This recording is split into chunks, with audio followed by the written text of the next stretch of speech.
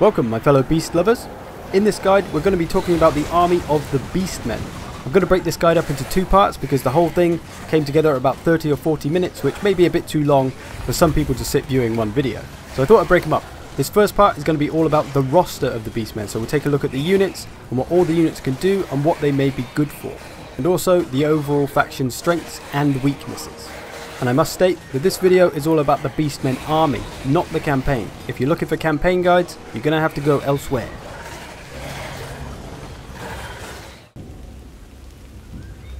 Let's start with the Beastmen's army traits, their strengths and weaknesses. First off, as you might expect, the Beastmen have very strong beast units. Some of their monsters are very dangerous and can be very difficult to deal with. Most of the Beastmen units as well are very fast moving, so it minimises the time that they're exposed to any missile fire, which can be their weakness. Most units are around 25% faster than other faction equivalents. Their main negative is their low armour. They can't take a great deal of punishment from any source, so you have to be careful with them as well as acting fast with them. They also lack any real decent ranged capabilities. They have a few units, but nothing special. And then kind of in the middle, they have average infantry and average cavalry overall. So those are some of their main strengths and weaknesses. It's good to keep those in mind so you know what you're working with when playing as the Beastmen. Now that we know roughly what the Beastmen are all about, let's take a look at the individual units and what they could all potentially be used for. Let's begin with the generals, or lords. First up, we have the Beast Lord. This is the cheapest general or lord that you can get, and he is a melee expert, so he's quite good for the 1v1s. His stats are pretty typical of a cheaper melee general.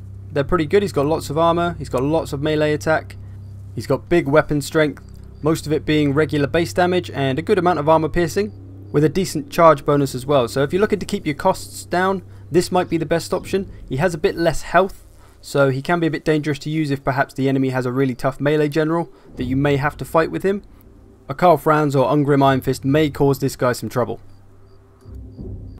And then we have Kazrak the One-Eye, another melee general, very similar to the Beast Lord.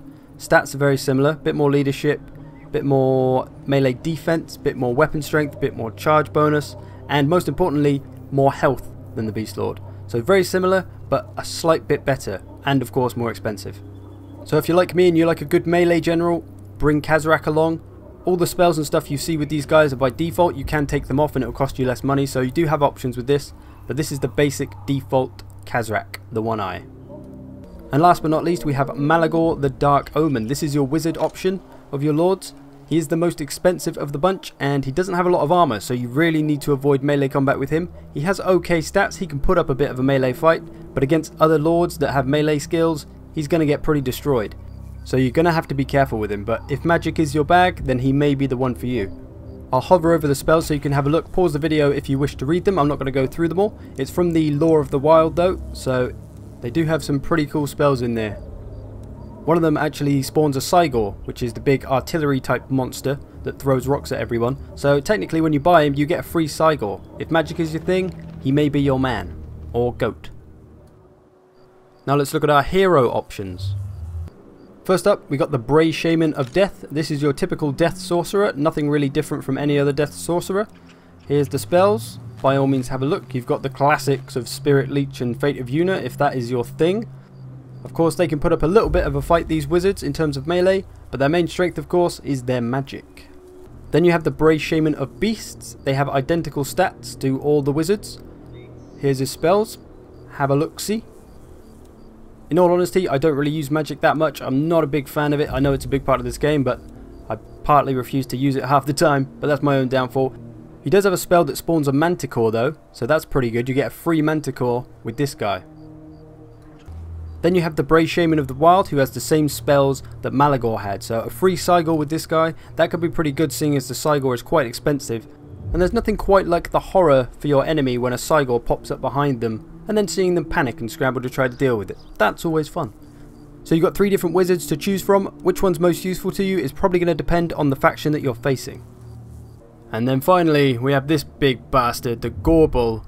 This is your melee specialist of your options. He's armor piercing, he's anti-large, which is pretty cool for a hero. Stats wise, he's got lots of armor and he's very quick on his feet. He'll charge across the battlefield in no time. His melee attack and melee defense are kind of average, but his weapon strength makes up for it. He's got a lot of armor piercing damage mostly, and of course the bonus versus large, so great for taking on those difficult cavalries or monsters. And then he's got a pretty hefty charge bonus with him as well, which all round just makes him pretty brutal. One of my favourite heroes so far.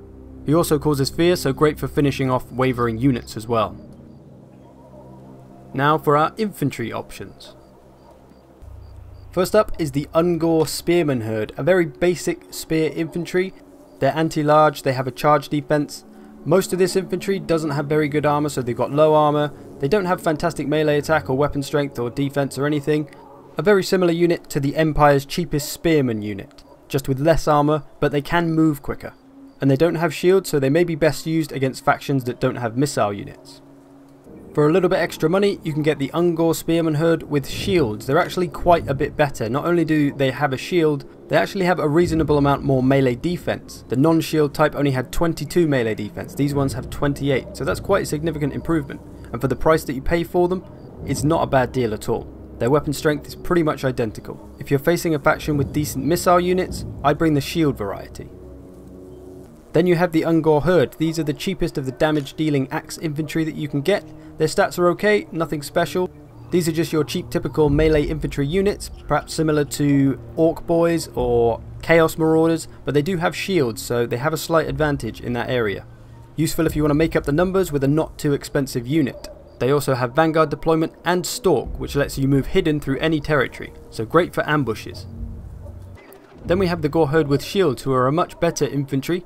They've got pretty high melee defense, so they're going to last a long time. If you're looking to buy some time to get some flanking units around or something, this might be a good unit to take. They've got a pretty good charge bonus as well, so they can give out some damage, and they are shielded. They're only slightly more expensive than the previous unit, but they are a smaller unit. There's only 90 of them. The past 3 units were 120 in each one, so it's a slightly smaller unit, but they're a bit more powerful.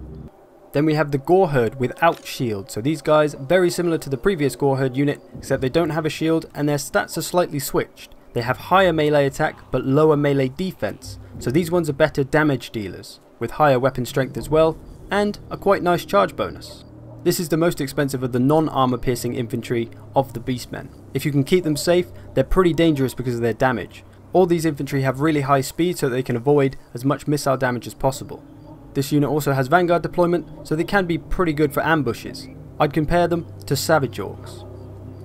Then we have the strongest of the Beastmen infantry, the Beastigor Herd. These guys are very strong, they've got lots of armor, but they are a bit slower on their feet because, you know, they're carrying a massive axe and armor. They've got good melee attack, less melee defense, so they don't get out of the way of things very well, so they do take a fair bit of damage, but they do have quite high weapon strength with a lot of armor piercing, so they make up for it. They also have a pretty weighty charge for an infantry unit, and are best used against heavily armoured units. So those are all your infantry options. Missile units. These are Ungor Raiders. So they only have the one missile infantry, the only ones that are on foot. They're not bad, but they're not great as a skirmisher unit. Against other skirmisher units, they will get pretty destroyed because they only have 15 armour, so they can't really take too many missiles. They also don't have a lot of range or a lot of damage, but they do have a little bit of melee damage. They do have some perks, however. They do have Vanguard deployment and Stalk, so they can be used to ambush. And they're also quick on their feet, so there aren't going to be a lot of melee troop that can actually catch them. Probably best used to shoot at incoming lightly armoured units or fleeing lightly armoured units. Against heavy armour, they're not very good at all. I'd probably compare them to Goblin Archers.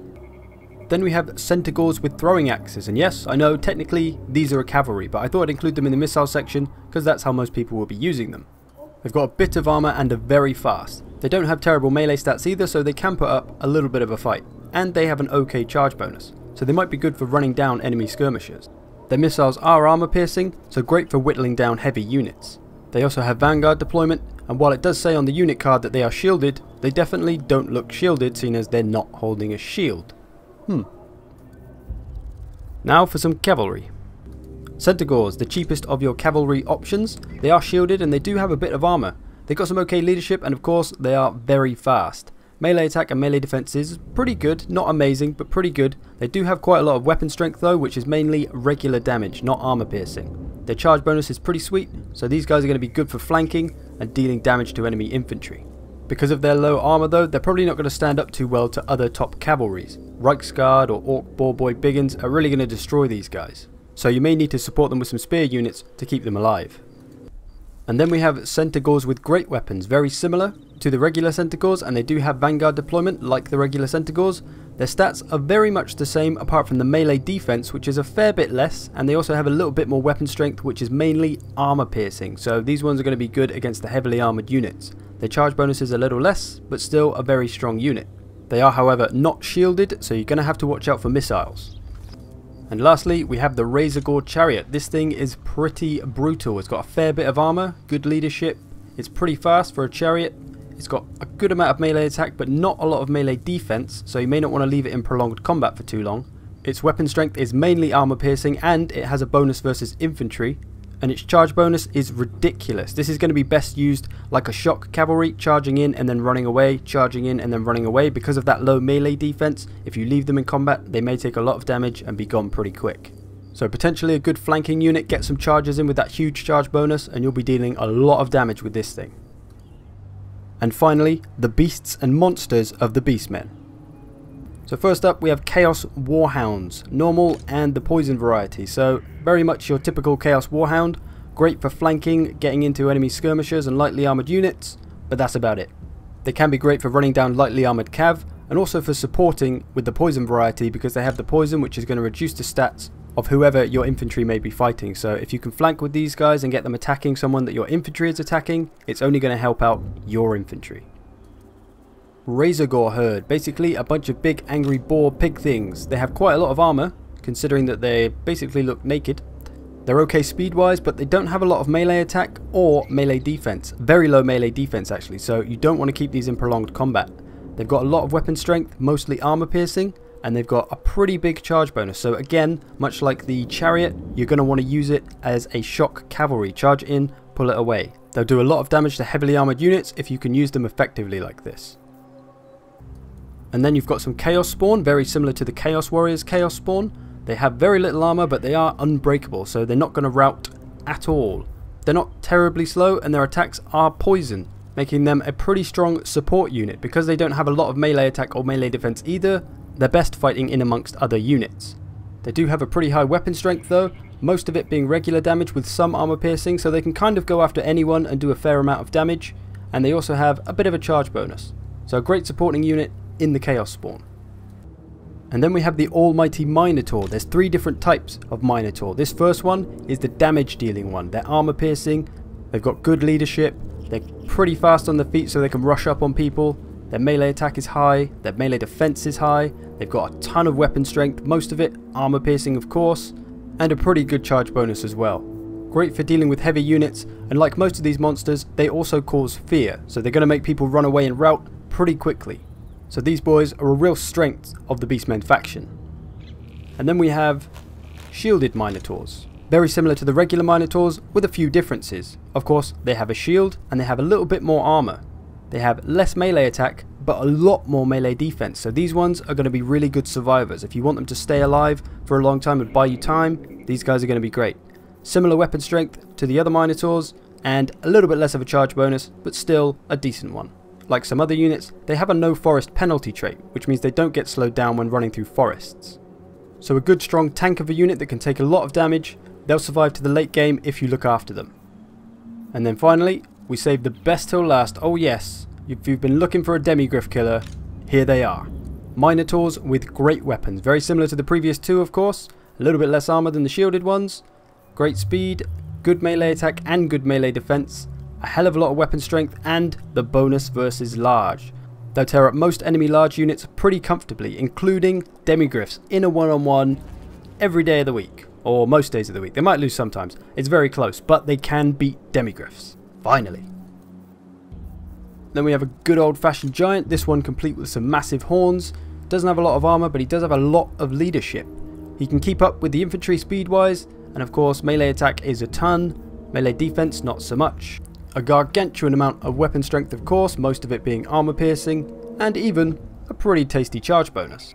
He also causes terror and has the no forest penalty, but like all giants, he's a little bit too big and thus a very easy target. So watch out for the missiles. And lastly, we have this pretty special beast. Now technically, it's classed as an artillery, it's in the artillery section, but I thought I'd put him with the beasts and monsters because, well, look at him. He basically throws massive boulders at enemies from long ranges away. In melee, he's not fantastic, he's a little bit slow, so he can get a little bit picked apart, so he's best used as a ranged piece of artillery rather than a melee attacker. But the beautiful thing about him, much like the steam tank, is that you don't have to worry about trying to defend him like you do most artilleries. He can handle himself for the most part, unless some massive anti-large unit comes along, he may struggle then, but for the most part, he'll do a lot of damage for you from far away. So the Cygor is a force to be reckoned with. So there we go, the entire Beastmen roster of units and all that they can do. In the second part of this, we'll be looking at some army builds that you can bring against all the other different factions, and also some tactics and things to think about when using the Beastmen army in the battlefield. I'll leave you with some footage of the army selection screen so you can check out the cost of the units if you so wish. So thanks for watching, and I'll hopefully see you in part 2.